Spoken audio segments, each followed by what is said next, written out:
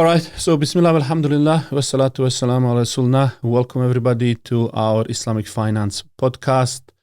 And today we have a special guest, Brother Mustafa Aydemir. Assalamu alaikum, brother. Alaikum salam. Thanks for having me. Thank you for joining us from Malaysia now. I see you have beautiful daytime still there. It's a night here in Melbourne. And as most of our listeners know, before we start, just to make sure that this episode is most enjoyable for all of us, we have a little bit of a simultaneous sip. So I have my coffee, and Brother Mustafa prepared some tea, and it's Turkish tea.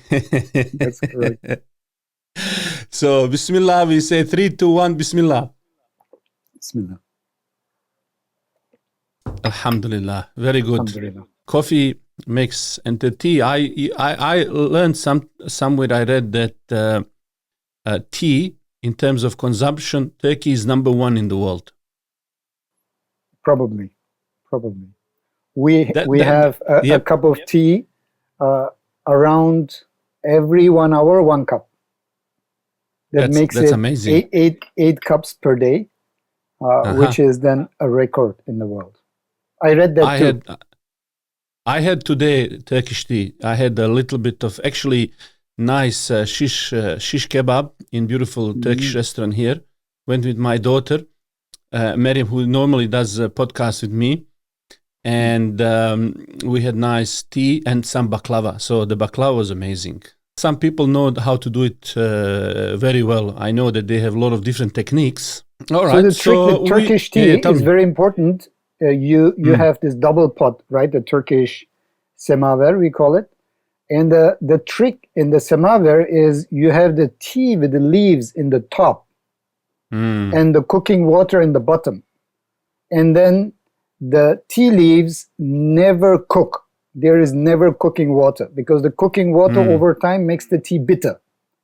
But if you keep it just at the right temperature with the steam that's coming from the below, that keeps the tea taste for hours the same without getting bitter. Yeah, that's. But you as a Bosnian, you know that. Yeah, I do.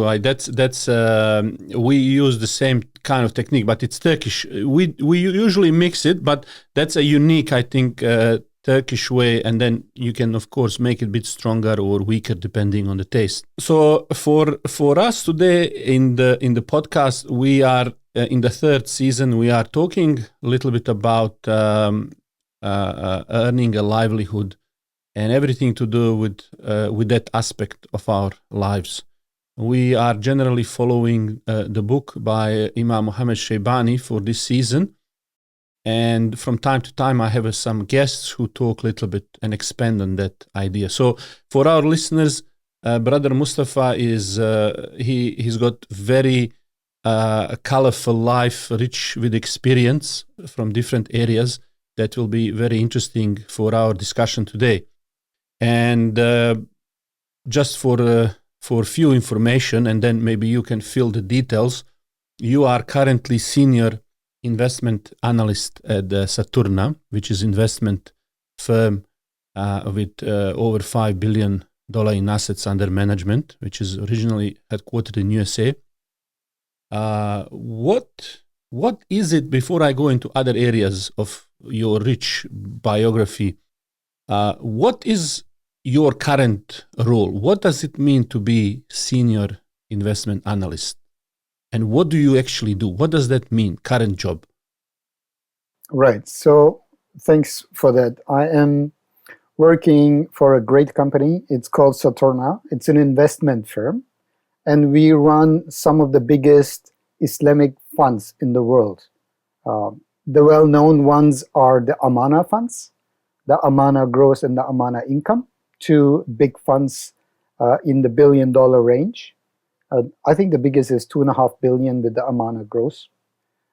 And if I'm not mistaken, that's the biggest Islamic fund in the world. And how an investment firm with mutual funds work is we have like 3 or 4 different categories of people, or departments, if you like, in general. There's the research people, and then the fund management people. This is the core business, if you like. And then you also have fund management operations. That is like redemption, money coming in, money coming out, accounting, all of those operational aspects. And then you have the advisory team that is client facing. And then we have, of course, IT and HR and things like that. In total, we have around 100 employees globally, but we have two major operations. One is in the US and one is in Malaysia. And the Malaysia one has only 12 employees. And it is catering for all the clients that we cannot manage out of US. So the US funds are regulatory-wise limited to the US residents and US green card holders and citizens. So even Canadians cannot invest in those funds. So we have a subsidiary in Malaysia that caters for international clients. Most of our clients are international, Malaysian, Australian, and so on. And we also manage institutional money that is outside the US. So we have clients like banks from the Middle East. IDB is one of our clients, and a bank in Kuwait. The Australian superannuation was our client until recently. So they would come to us and say, here's a bunch of money, 1 billion, 50 million, whatever, right? $5 million. Please manage it for us, grow it for us. And my role in this operation changed over time. I'm with them now about 6 years, maybe a little bit longer. I was hired as a fixed income analyst, as a sukuk specialist in Malaysia. So I was writing opinions or reports on various sukuk. Saudi sukuk, Malaysian sukuk, UAE sukuk, wherever you can find fixed income products in Islamic finance.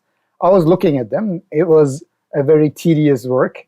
And then we have different, like my report must include financial analysis mainly.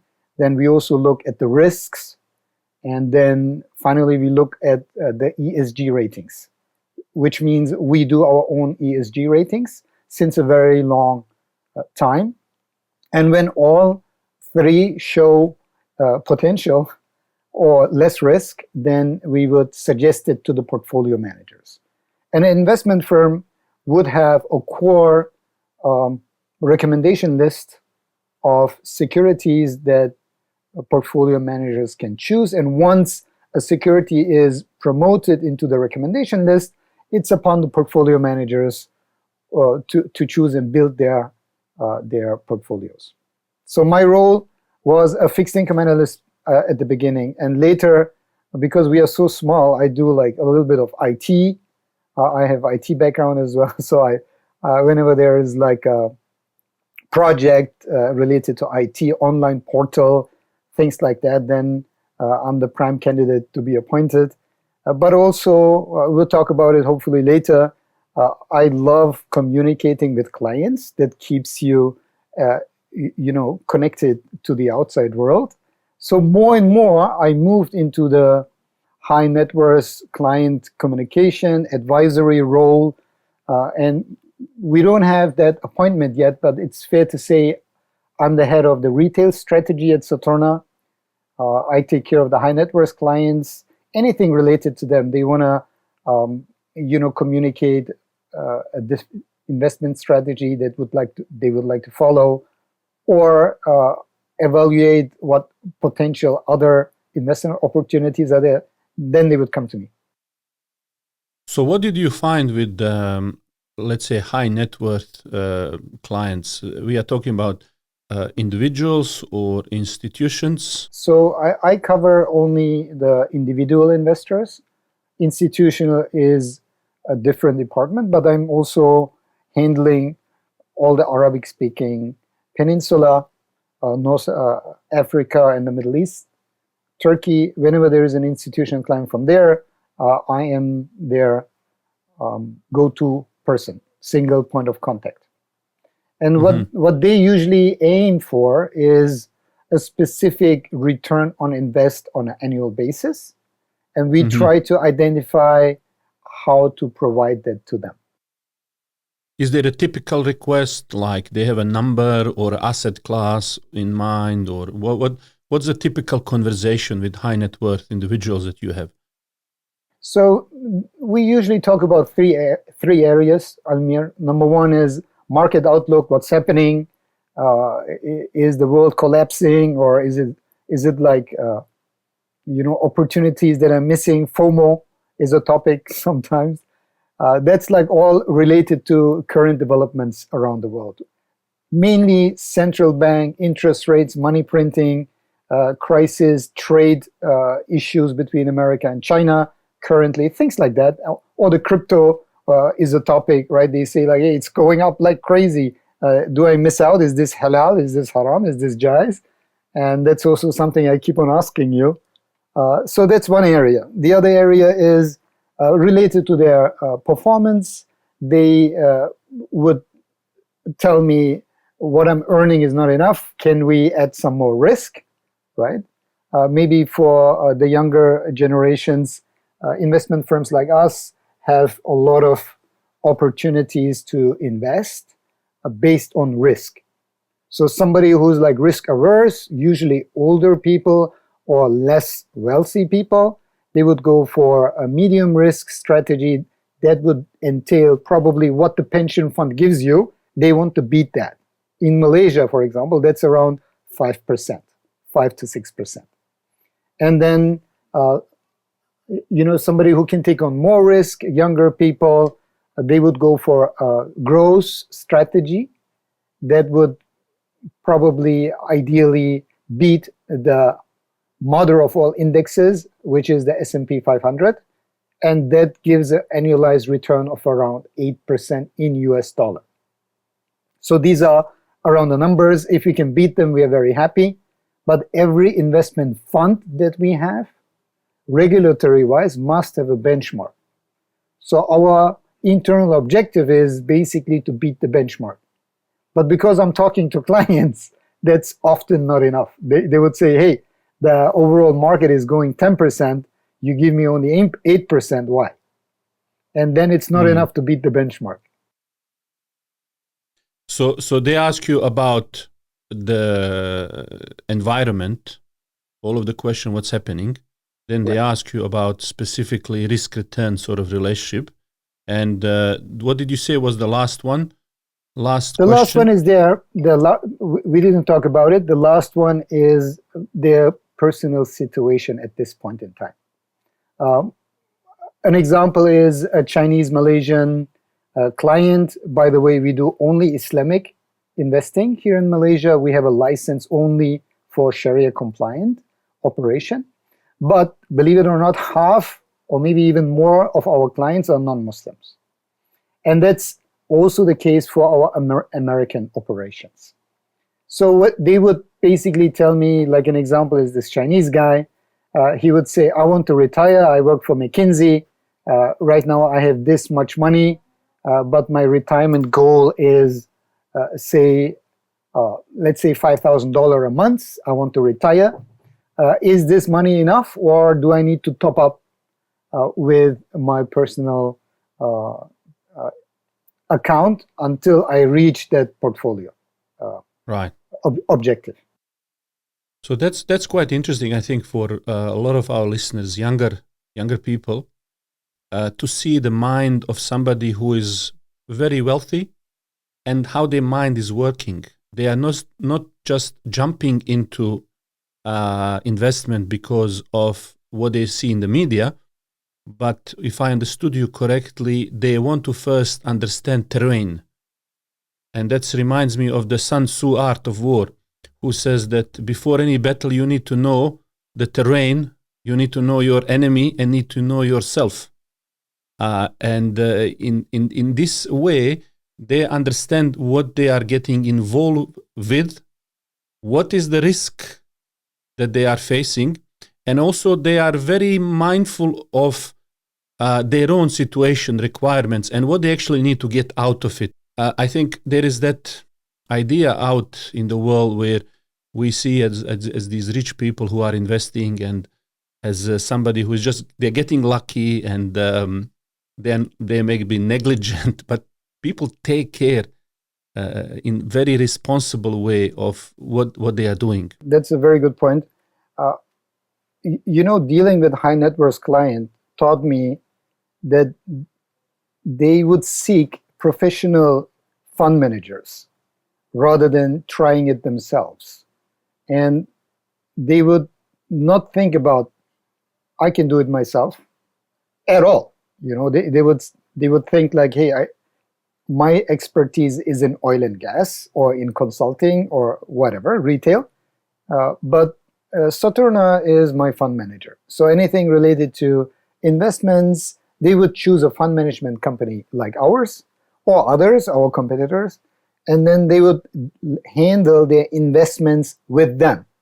But an insight may be interesting for you as well is like most of these big business people that I'm dealing with are splitting their wealth into two.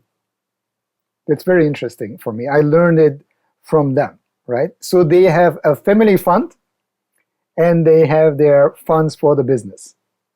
And with the business, they can do much more money than we do, right? They would go 30%, 40%, 50% profitability. They would invest $1 million only if they can get 2 million out, for example, in their business, right? And if it's like selling cake or trading coffee or whatnot, this is where they make the money.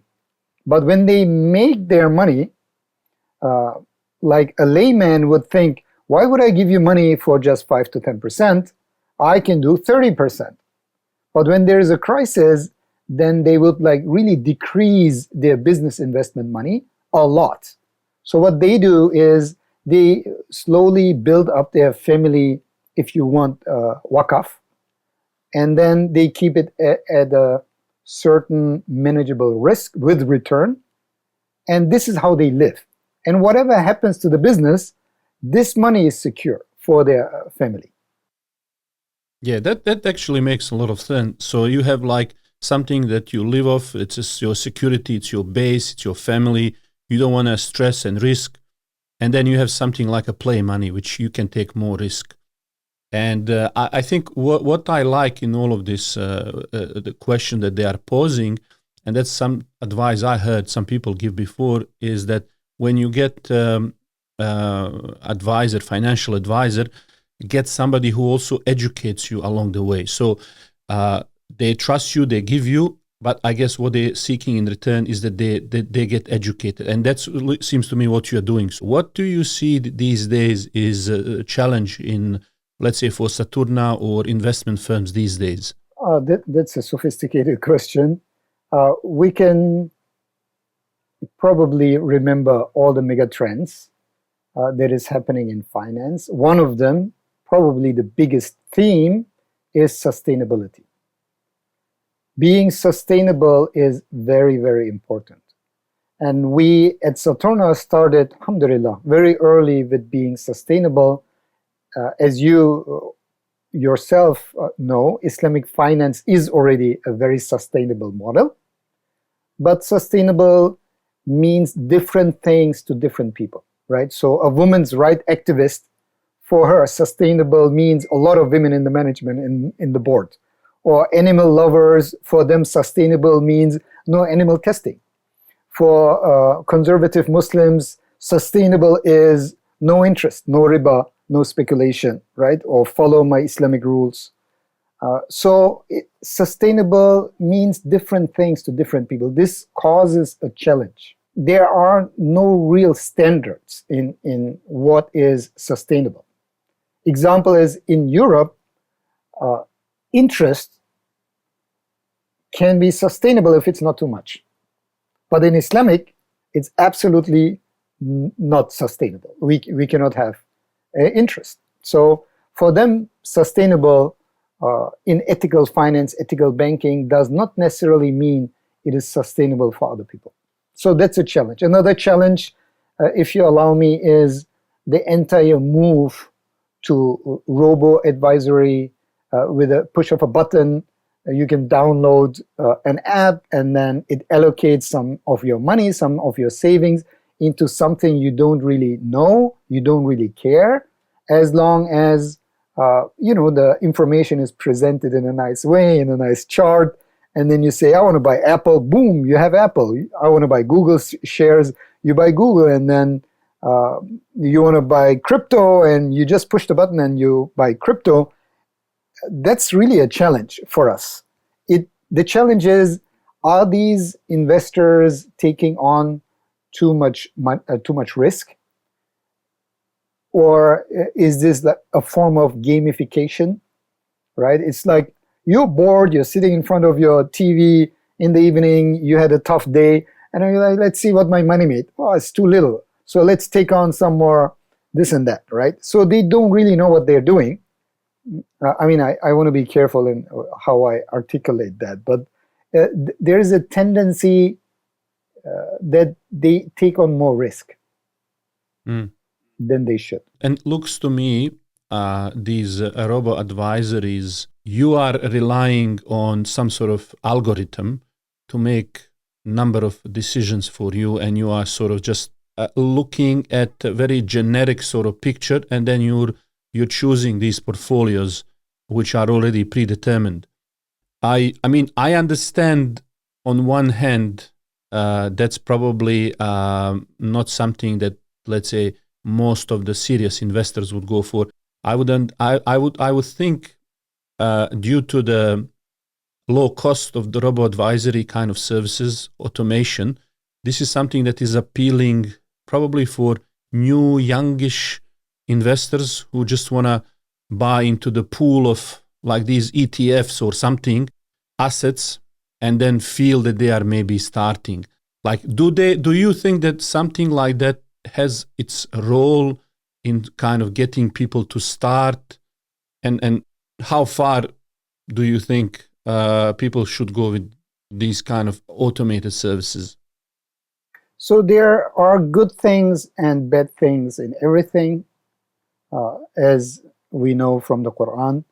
And there are good things to this. Some of them you just mentioned, right? It's like easy to start investing, which is a big, big plus. I'm a huge promoter of everyone should be in the market. Everyone. We are really losing out if we are not invested in the stock market, but not what our parents used to think about. The stock market is like a gaming platform. It's like roulette, it's like a casino. No, we're talking about ownership in companies. Ownership in companies that you know, that you trust, that you like, that you can identify yourself. So with these robo-advisor, robo apps, you can easily participate. So it's an inclusive strategy. It's inclusion. It's great, right? And the commissions are quite low. The commissions are low, even zero, right? The tendency goes to zero commissions. So one should ask himself or herself, how is this even possible not to pay any commission? How do they make the money? Same like Google, we didn't know for like 10 years how a nice, clean website could make billions of dollars until we understood the business model of Google. And Facebook the same. Facebook was just this cool, social something we didn't understand 10, 20 years ago. I opened an account at Facebook, on Facebook, like 2007, I checked yesterday. And I'm not using it. It's like so boring. You uploaded pictures in the past for other people to see. Now it is like a business platform, right? So they make money with big data. Are the robo-advisories making money with your data is the big question. Another challenge for using robo-advisories is they would put your money into what they think is good, right? Let's say ETFs. And in ETFs, a Muslim has to be careful, and a normal vigilant investor as well, because in an ETF, usually all stocks of a certain index is there.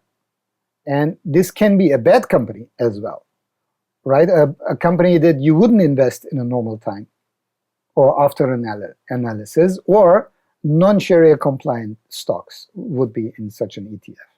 And Islamic ETFs, unfortunately, are still not very common. Where do you see this general use of technology? What would be your advice for a younger person, how to get started, let's say? See, the trend is lower fees.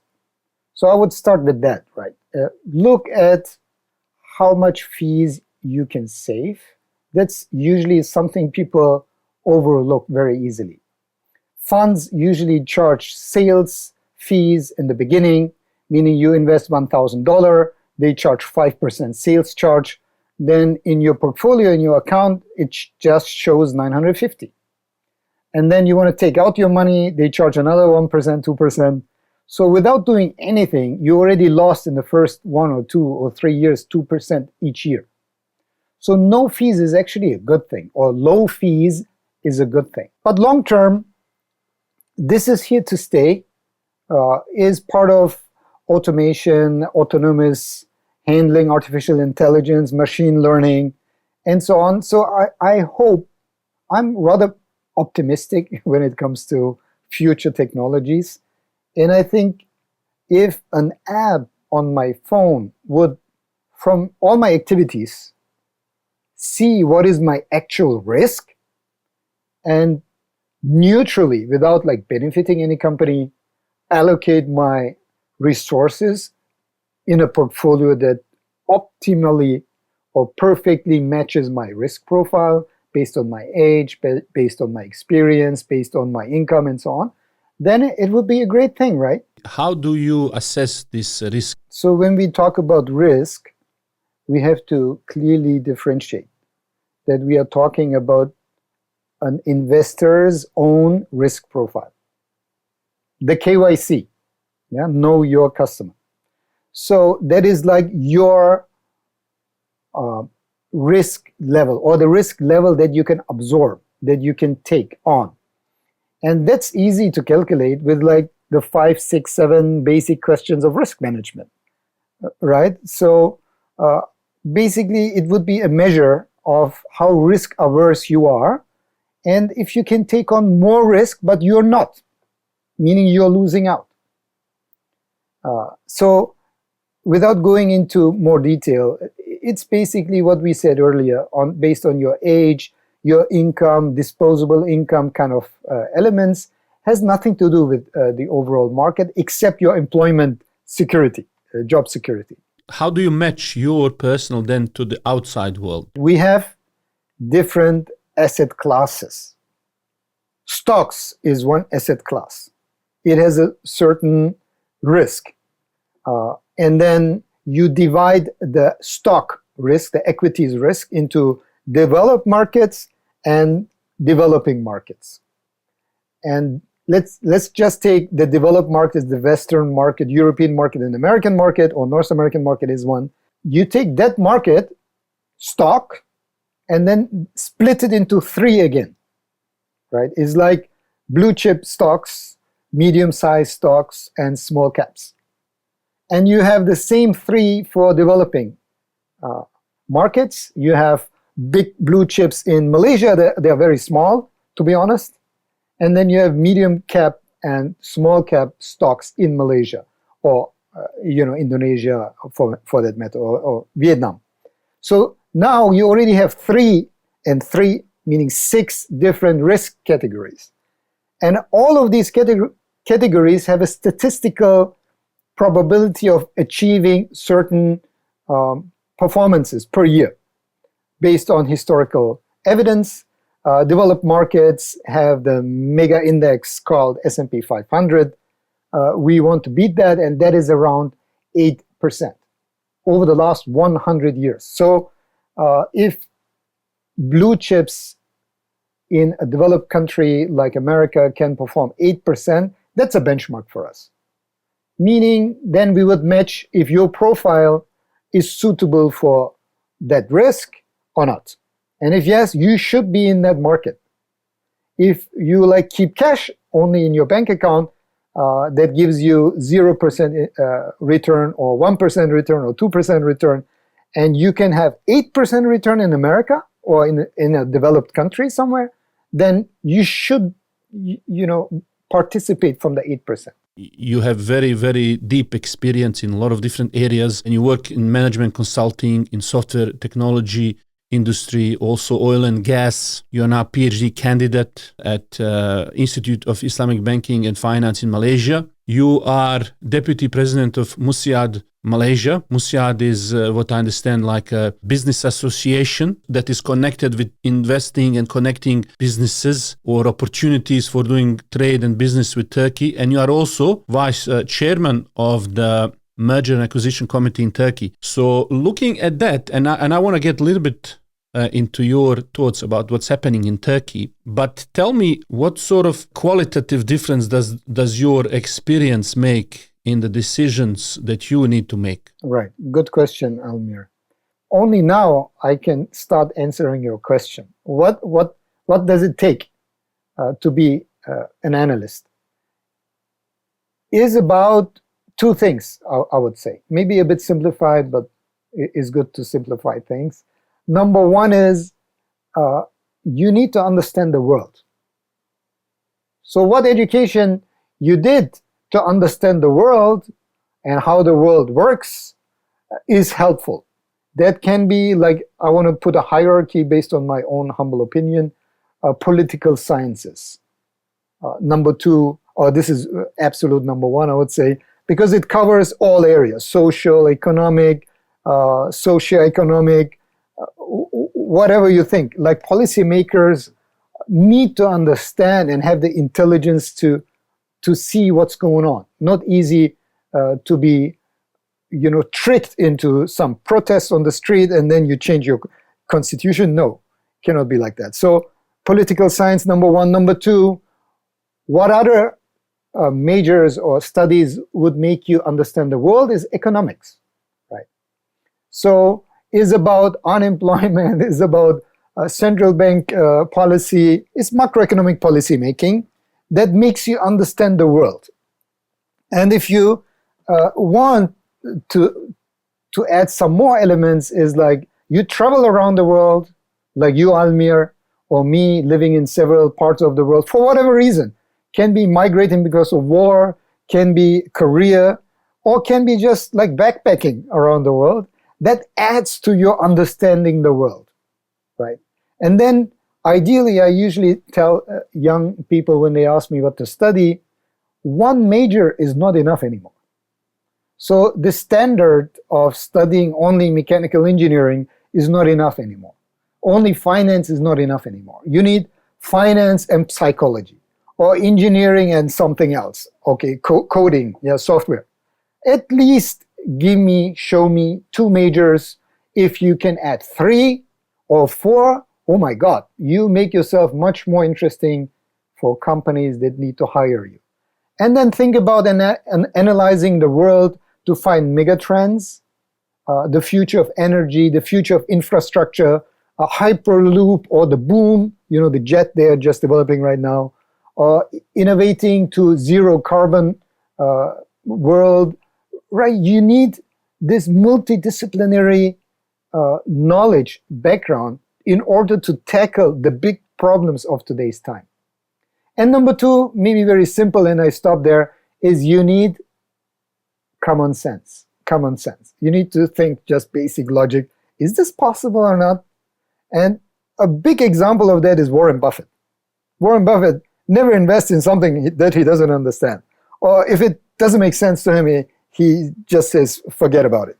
So that's really common sense. His success is based on common sense. What would you say are today some of the big economic/technology trends that you are noticing? Almir, I think I would mention the same trends that you are concerned with, everyone is concerned with.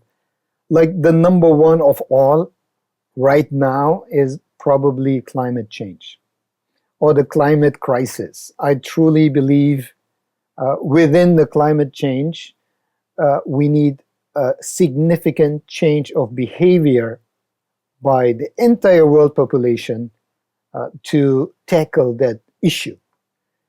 And this includes all disciplines, from technological advancements, autonomous driving, connected living, our metropolitan areas becoming bigger and bigger and more connected. Hyperloop is a reality, right? I think, what used to be like a 5-hour travel by air, going to be like 30 minutes with Hyperloop. It's going to be like a metro within the city, right? Are you talking about fast trains or those underground railways, or what is that? What does that mean? Hyperloop is a technology that is connecting, I would say, 2 big metropolitan areas in minutes. That can be looking like a train or whatnot. It's basically a transport. It's like the next level of transportation. And it does not involve similar to what Elon flying. Musk is doing with his company? Correct. When he's digging those tunnels and stuff? Right. So, yes, he coined the word Hyperloop, but it's not Elon Musk's technology or his patent, right? It's basically, it means a train or a transport mechanism from Paris to London in 10 minutes, or from London to Copenhagen, even under the channel, in 30 minutes without stop, right? Think about 20 years from now, 10 years from now, it's already working. And this is something not a one company can do. It's like government infrastructure building. It's like the roads, if you want. And what would happen if we do this is we would reduce carbon emissions a lot, and we would basically connect huge metropolitan areas without traffic jams. Things like that, just to name a few. But this is probably a mega trend that will change how we travel in the future. So when it comes to climate change, obviously we know that we are emitting and fossil fuels, and we see a lot of activism around it. What is the technological solution, and what is generally solution that you see investment world is focusing on when it comes to this particular challenge? So, Almir, I will say something now. Let me start with this. Maybe a bit controversial, I tell you, but I think we like controversial. That's good. I truly believe, I'm totally convinced that we should start protecting our oceans. Number one, by far, I truly believe that no technology, no nothing is required to change the climate back to better terms, right? Let's say normal operation. And that is by reducing our seafood intake. My number one recommendation to all people out there would be reduce eating fish, reduce eating seafood. And I say that maybe people who did their own research will understand, but anybody who is hearing this for the first time, please do your research. The oceans are on the edge, really, and they are the biggest protector of the planet in terms of clean air, regeneration of the damaged air and green, and so on. So, like, I truly believe we often miss out that eating fish or seafood in general is really bad for the environment. And the reason is not that fish is bad, but is about total overfishing. And I would claim, or I'm really convinced, that in the seafood industry, corruption and overfishing and lobbyism is so hidden that we are totally missing out on seeing what's going on under the water. That's my number one concern, and you can see already I'm very passionate about it. I can see you're very passionate. Yeah. So that's the number one recommendation I have. Is that, I wonder if that is coming because you more, is that in where you are main problem? Because I would imagine a lot of countries, like when I think about a lot of countries, the fish is not traditionally part of a diet. Maybe in some other country, they eat, let's say, consume too much chicken, which is then grown with these antibiotics and steroids, and then the chicken is really fake chicken and therefore unhealthy. And maybe in a similar way, we have seen a few decades ago mad cow disease, when they would feed the cows with the crushed bones and the cows would turn crazy and you had diseases. So obviously, in certain other areas where the fish is a big part of a diet, I recognize that there is a problem of overfishing and unsustainable fishing, which, as if I understood you correctly, damages that ecosystem. And I remember from the school days, I don't know if that's correct, but they used to tell us that the oceans are the lungs of the earth. Basically, the oceans produce oxygen and do all of the heavy lifting. Other than fishing, like, how else do you think we are damaging the ocean, let's say? What is it that we are specifically doing to environment and to the ocean that is causing the problem? Okay, so first of all, Almir, the first part of your question, it has nothing to do with specific regions. It is a global problem that we are overfishing. It has nothing to do with one country. It is basically complete, all 7 oceans. You are like with a ship fishing boat nowadays. Chinese fishers are caught off the coast of Nigeria, fishing in waters that are prohibited from fishing. And they do this overnight. And how they fish is the problem. Like, one technique of fishing is like they put the nets on the ground and just pull everything from the ground. Think about the Great Barrier Reef. Like, overnight, the Great Barrier Reef is not there anymore. It's a problem like that. So they scrape. So they are scraping entire vegetation and everything. So there is like carpet bombing the whole region. And they do this every day of the year. And the ships are so big, they're like tankers, not like the past. And just think about the ground being like one bulldozer here, one bulldozer there. You know how a green field or football field would look like after 10 minutes? And that's absolutely one of the major problems. And what does it cause is basically so scary. And what it's causing is, including the ice melting in the Arctic and Antarctica, is the reflection of the sun. The reflection of the sun is coming from the oceans that are not too dark. But the more you scrap, and the more ice is melting, I really want to apologize, I'm not a biologist, but the reflections of the Earth is getting lower and less and less and less. So global warming becomes a rapid and exponential growing problem that we have. So, wow. And just we don't watch, see any of if it. you don't know anything, just watch a few Netflix. Yeah, just watch a bit of Netflix, David Attenborough and our Earth and Planet Earth and stuff like that. I think what's interesting is that we have this a lot of investors now who are almost like voting with their dollars, and they are pushing a pressure in terms of values and ethics that they see being reflected in the company that they are investing. Is the rise of these activist investors something that you see in the industry that is it shifting performance or direction of the companies? Activist investing is what we call smart money. I am a personal fan of activist investing or activism in general. But what they do, usually who are the activist investors that come into your mind is the hedge fund managers, right? It is like the big 5, 10 big shots from the US, that what they do as a modus operandi is they would take a significant stake in a company, minimum 5%, maybe sometimes more, and then they would place 1 or 2 board members and help the company changed direction.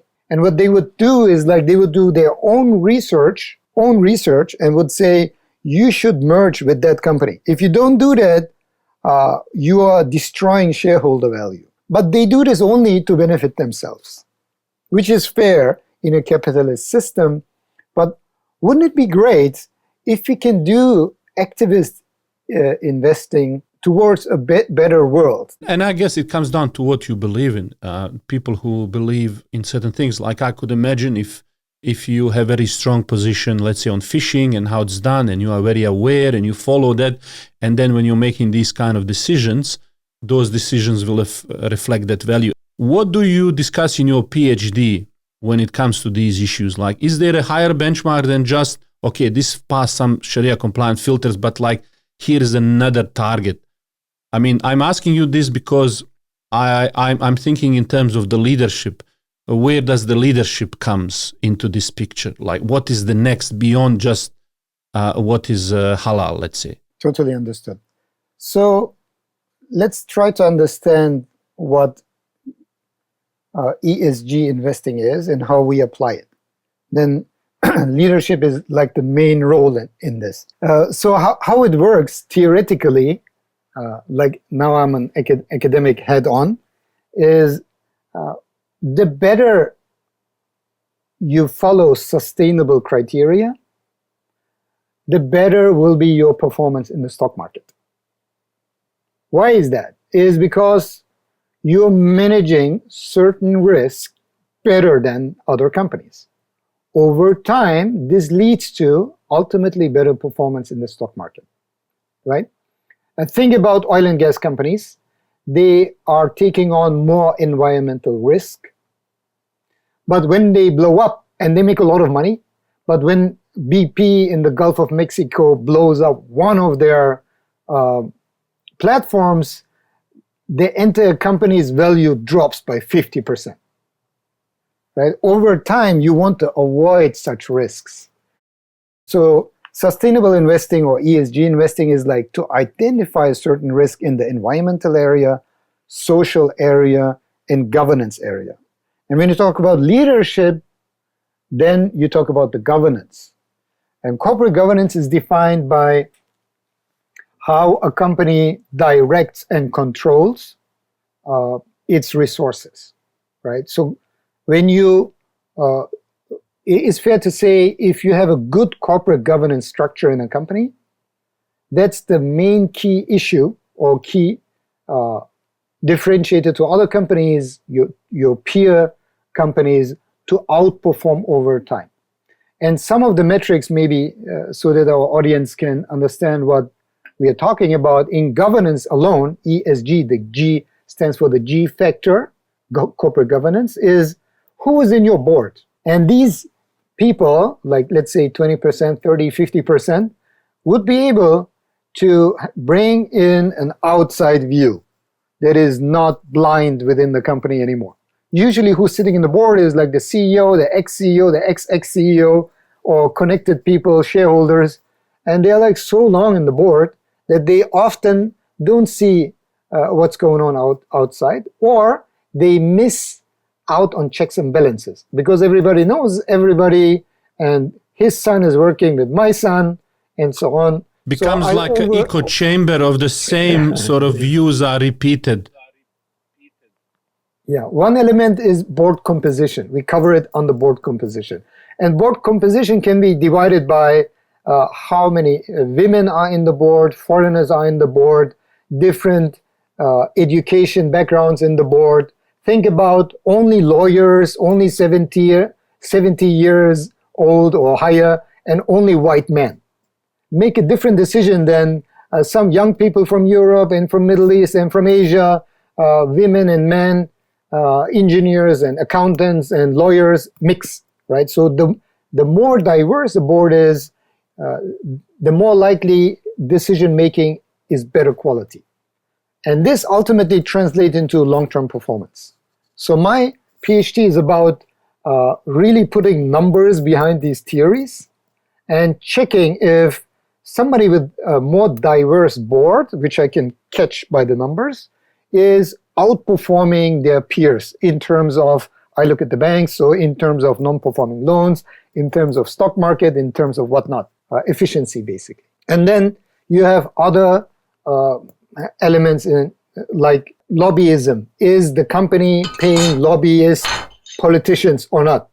If yes, you should avoid these companies because a government change can make them underperform. So lobbyism is another thing. Or executive pay, right? How aligned is the board strategy with the executive incentive strategy? We are looking at these data points. And believe it or not, inside Saturna, we do this with financial technology or fintech. We basically write code to measure and give us a G score, an S score, an E score. And over time, we are refining these metrics and come up with a sustainability rating. Turkey is a very interesting country. Last couple of decades specifically, with a change of the direction of the country, focus, development, a country really investing in its resources, building its capacities, in the independence. It's a geopolitical player. It's a humanitarian player. We see not just hard industries, manufacturing, technology, defense, automation, food. We see also exporting series and entertainment, soft power. What has happened in last 2 decades in Turkey? Thanks for asking this question. I never lived in Turkey myself. I was born and raised in Germany. So probably more unbiased than some of the Turks you would talk. And you know Turkish people, right? They're into really baskets. Either they would adore the current leadership or they totally hate the current leadership. But let's be more economic driven or macroeconomic driven on what's happening in Turkey. And there are a couple of things, right? So number one, I would say as an observer, I'm proud to be a Turk, which I was not before, right? When you were looking at Turkey in the past, in my childhood, it was like not something you want to look up to. There was like not a good football, and there was not a good economy, and no good products that were coming out from there. So why was that? If we look back now and compare with today, there was nothing, literally nothing, in terms of identity that would improve my self-confidence. My identity with Turkey would not help me be a more confident person. When I look now, I am getting confidence out of the Turkish strengths, the Turkish rise of Turkey, the rise of the strategy. And how did this guy, if you want to name a group of people, a very small group of people, including Erdogan, and some of their closest, companions, how did they do it? Is with a vision, with a vision that tells you we want to be like this, and they're painting the picture colorfully. They have a vision 2075, Almir. They have a vision 2050. They have a vision 2023. So they are going towards those visionary ideas where you check yourself and like, do I want to be part of this? Yes, definitely I want. Right? Do I want to contribute towards that vision? Yes, I want. And suddenly you have this emotional connection. That's their biggest success, Almir. And those visions are so attractive and so ummah-driven, right? Not like Turkey-driven at all. Maybe a little, because self-interest starts first. You need to protect what you have In order to grow them, you need to understand, you need to measure, only then you can manage. The vision became so attractive that a lot of non-Muslims, a lot of non-Turkish people are also hooked to those visions, including the Balkans, including Pakistan, including a lot of diaspora in Europe love the Turkish dream when it's really happening, right? And the social dilemma points me to a lot of hurdles that we need to cross until we are getting there. But there is a vision, right? I just wanted to read, I picked up some of the visions here.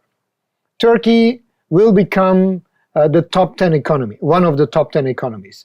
GDP will be more than $1 trillion, which is probably one of the biggest in Europe, or $2 trillion in a couple of years. We have a per capita income vision of $25,000, which points to the higher middle class. We have an export economy of minimum 500 billion exports, foreign trade volume. So all these numbers just on the economic front. And then you have others, I just picked them up from foreign policy, no conflict with the neighbors. We want to have close relations with the 10 largest economies in the world. Healthcare, 100% healthcare participation, women, workforce participation of whatnot. 500 million visitors, 50 million visitors per year, and so on, right? So all these very detailed visions attract people, right? Not only to connect emotionally with the country, but also ask themselves, hey, there is something I want to be part of. How can I contribute to this? And I want this for my country as well. So if I'm part of this, my country will also be covered. Think about the Balkans, right? And then what happened as a consequence is the so-called megatrend reverse brain drain. So people are now moving to Turkey. My best friends from Malaysia who work in senior positions, some of them are with you and me in the Islamic Economic Forum, they're calling me, right, saying, we are settling now in Istanbul. I say, why? And they say, why are you asking? You should come with us, right? Why are you in Malaysia, not in Turkey? So they're making me question my decision to settle in Malaysia 10 years ago in revisiting my strategy. And another mega trend is happening in terms of middle class. So if you add these mega trends together, Turkey becomes a very interesting case study for a lot of people to be hooked up to. I often say to... Does it make sense? Yeah, makes sense. I often, when I speak with some of my friends, when we follow the politics, whenever there is election in Turkey, whether it's a local election for the small area like mayor seat or something like that, or it's a main election, we often follow it here. We come next to our mosques and we watch in the morning, usually around Fajr time. We watch the results and everybody, you have a Bosnian, you have Somalian, you have Arab, you have Pakistani. And I turn to them and I say, why is it that we have nothing to do with Turkey or elections? Not going to benefit and in any way. Like we don't have a jobs there, we don't have anything.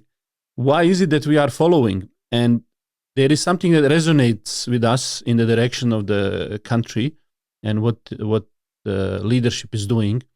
And it, as you mentioned, it makes us proud to see the vision, to see the country and economy being driven in the direction that I often think what specifically it's bringing up, and it's some kind of a leadership that you stand with your own values, with your own faith, you're proud of your tradition, but also you are building a sense of independence.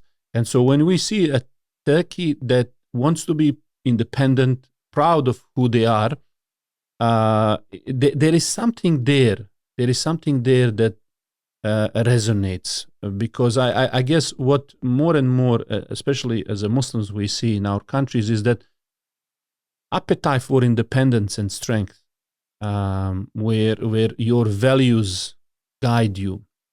It's not very clear in many of our countries.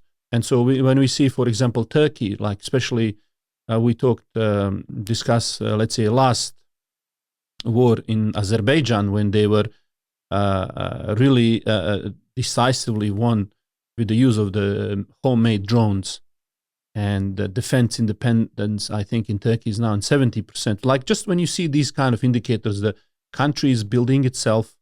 It's very strong. It is creating very good relationship with neighbors. In terms of refugees, you're talking about millions of refugees that it accommodates, gives them healthcare, gives them shelter. And I know even in Bosnia how many humanitarian projects are financed with Turkey, how many businesses. If any other country in the world has done on humanitarian grounds, on economic grounds, on education grounds. My daughter studied there, learned Turkish and Arabic in Turkey, in Istanbul. If any other country has done and survived the coups and troubles and building from the cars to infrastructure to, if anyone else in these 2 decades has done like that, they would be celebrated. And I always think that the world does not today yet trust Muslim leader with that amount of power, like we see in the Turkey. Simply, I feel it's a part of Islamophobia that we see that whenever Muslim comes with the power and the state comes, elects its leadership and goes in the right direction, it's a stable pillar of the security and safety of the world. Immediately there is a speculation, there is a fear, like he is called the names and he's scrutinized what is going on. But I see that sense of pride, it's resonating. I guess more Muslims want to see in their own leaders somebody who is very clear what they believe in, calling to the right things, and serving the country, inspiring that, and building independent nation. So I think that's something very, very interesting when I see in Turkey. So, Almir, allow me to just name 2 or 3 guiding principles that I relate Turkey's rise and attractiveness to the Muslim world. It is nothing new, right? So, number 1 is justice. It is always pointing towards justice. Turkey, the new Turkey, how they call it, is never quiet. There is a global event happening and they talk justice. Maybe they cannot, like, at least they say it, right? They say it out loud. What's happening in Gaza is absolutely wrong. They say it. And it's surprising that not many countries have the dignity to say it, right? They are just quiet. They are just quiet. That leads me to the second guiding principle, which is really dignity. So we miss out, or we missed it in our hearts so much. What is justice? So they are trying to give it to us. Or it's there, right? It's graspable, grabbable. And then the second thing is, think about the old Turkey. 100 years, almost 100 years, 90 years plus, Turkey was humiliated after the collapse of the Ottoman Empire. Who are you? Shut up. What are you producing? What is coming out of Turkey other than inflation or stupid stuff, right? You're just a low-cost travel destination, right? What do you want? Kind of humiliation. And now we can see a dignified leadership. He doesn't shut up. The 1-minute famous talk in the World Economic Forum.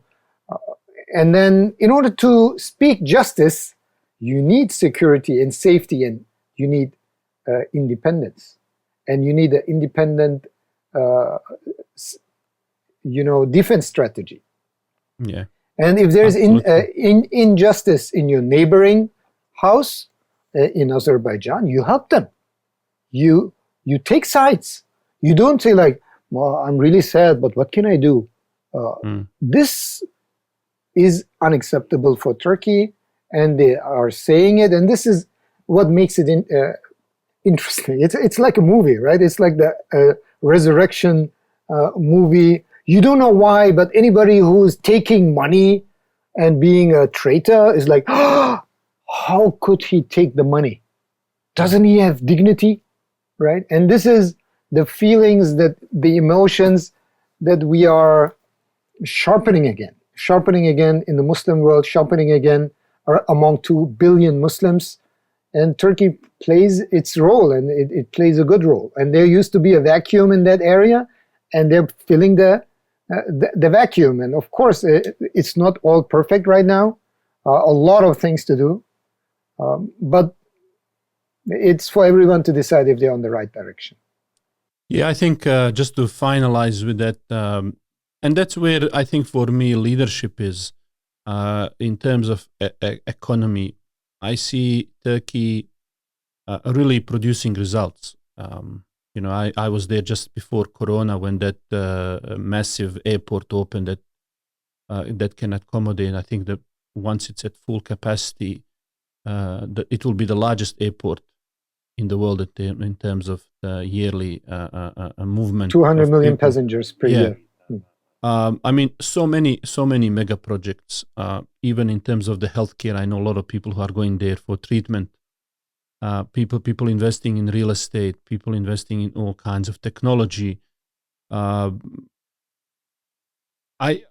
think, I often look at the Muslims' Islamic economy, which is mainly built on just consumers' economy.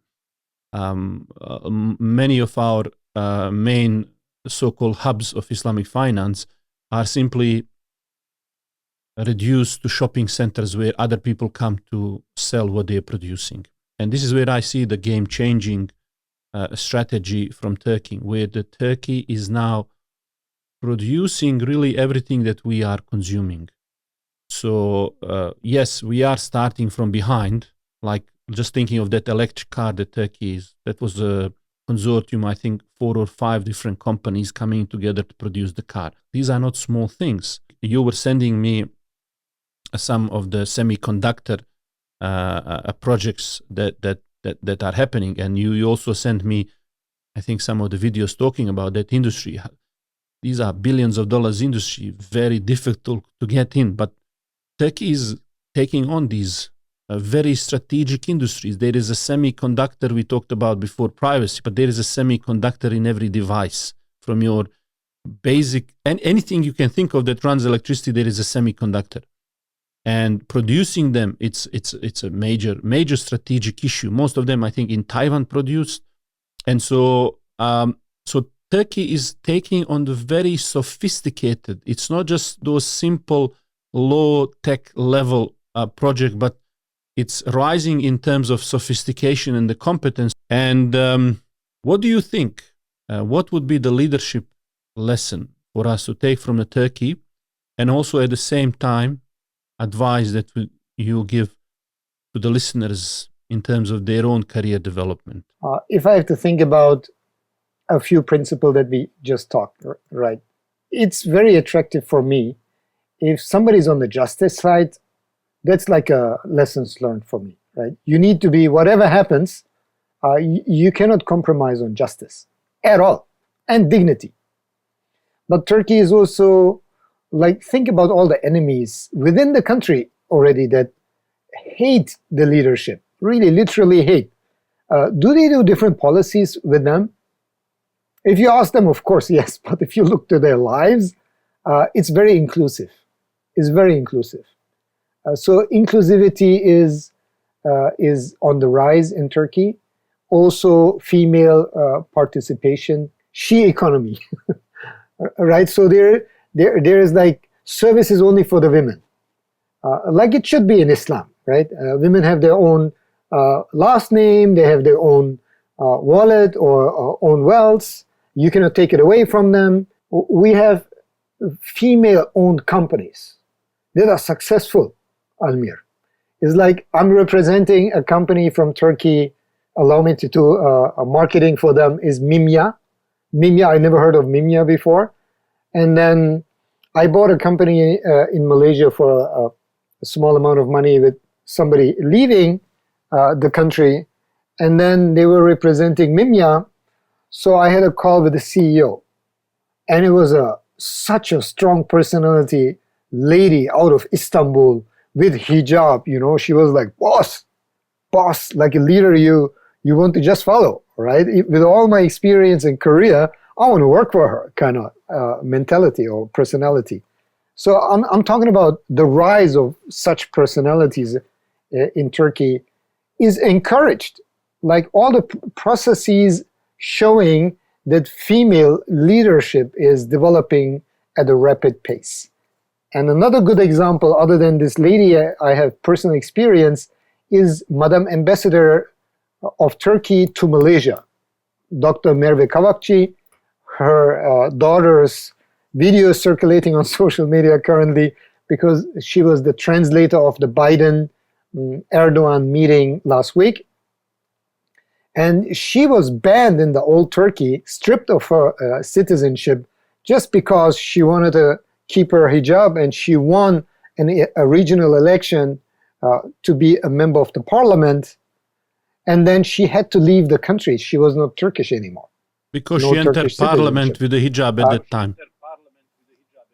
Correct. They said, if you do that, we're going to strip you from your citizenship. She walked in as the first lady wearing hijab into the parliament in the last 85 years, right?